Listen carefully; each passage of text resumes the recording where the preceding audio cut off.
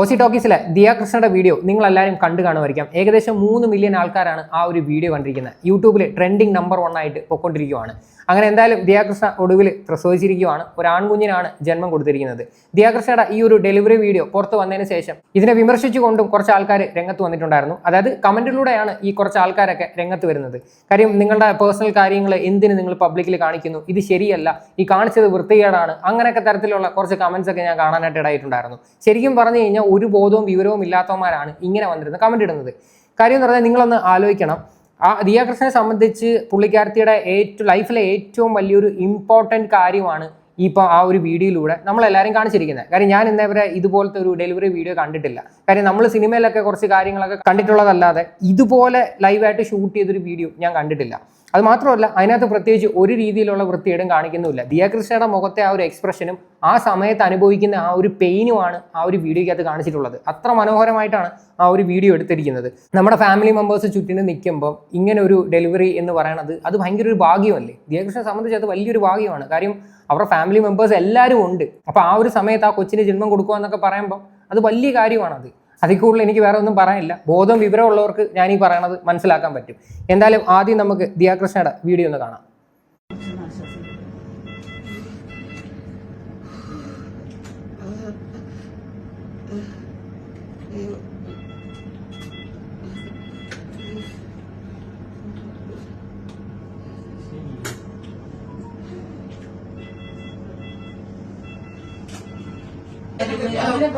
അങ്ങനെ വരാം. കുഞ്ഞ് താഴോട്ട് വരുന്ന കുഞ്ഞിന്റെ തല ഓരോ പ്രാവശ്യം പറ്റുന്നത് നമുക്ക് പെയിൻ വരുവാണ്.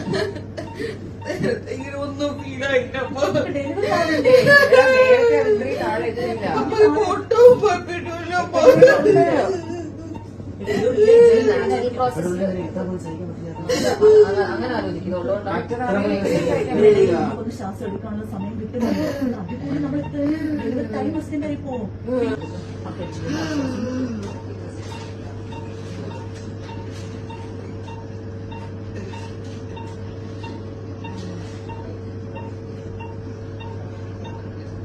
push ചെയ്തോ ബേബി പുഷ് ചെയ്ത്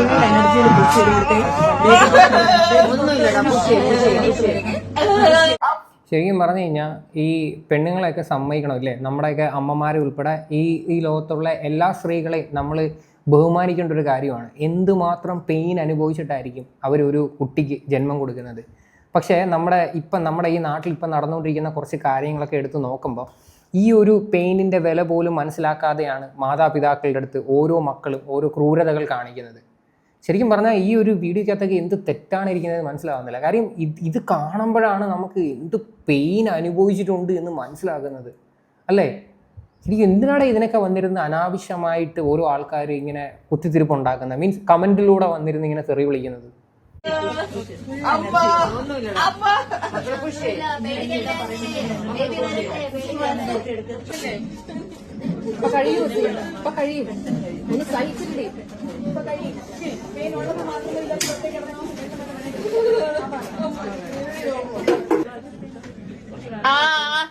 അയ്യോ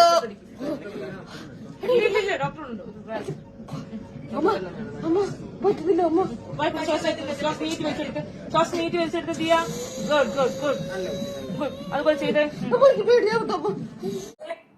ഇത് കാണുമ്പം കുറേ ആൾക്കാർക്ക് കുരു കൂട്ടുന്നത് വേറൊരു കാര്യങ്ങളുണ്ട്. കാര്യം ഈ കമൻ്റ് ഇടുന്ന കൂട്ടത്തിൽ സ്ത്രീകളും ഉണ്ട്. ഞാൻ കുറച്ച് കമൻസൊക്കെ വായിച്ചു തരാം. ഈ സ്ത്രീകൾക്ക് കുറച്ച് ആൾക്കാർക്കൊക്കെ കുരു കൂട്ടാനുള്ള കാര്യം എന്തെന്നറിയോ? കാര്യം അവരുടെയൊക്കെ ഡെലിവറി സമയത്ത് ഇതുപോലെ ആൾക്കാരൊന്നും ആരും കാണത്തില്ലായിരിക്കും. കാര്യം ഇത് ചില ഹോസ്പിറ്റൽസിൽ മാത്രമേ ഇത് അലൗഡഡ് ആയിട്ടുള്ളൂ. കാര്യം നമ്മൾ അത്യാവശ്യം പൈസയും കാര്യങ്ങളൊക്കെ ഉള്ള നല്ലൊരു ഹോസ്പിറ്റലാണെങ്കിൽ ഇതുപോലെ ഡെലിവറി ടൈമിൽ നമുക്ക് ആൾക്കാരെയൊക്കെ കൂട്ടിന് നിർത്താൻ പറ്റും. അല്ലാതെ ചില ഹോസ്പിറ്റലുകളിലൊന്നും ഇത് അലൗഡഡ് അല്ല. ഇതാണ് ഇതിൻ്റെ ഒരു പ്രധാന കാരണം എന്ന് പറഞ്ഞാൽ, അല്ല വേറെ ഒന്നും അല്ല. അപ്പോൾ ഇത് കണ്ടിട്ട് കുരു പൊട്ടിയിട്ട് വലിയ കാര്യമൊന്നുമില്ല. കാര്യം അവർക്ക് അതിനുള്ള കഴിവുണ്ട്, സാമ്പത്തികമുണ്ട്. സോ അവർ ഇങ്ങനെ ഒരു സാധനം എടുത്തതിനകത്ത് എനിക്ക് തെറ്റ് പറയാനില്ല. കാര്യം എന്ന് പറഞ്ഞാൽ ആ ഒരു കുട്ടി, അതായത് ജനിച്ച കുട്ടിക്ക് കിട്ടിയ ഏറ്റവും വലിയൊരു ഭാഗ്യമായിട്ടാണ് ഞാൻ കരുതുന്നത്.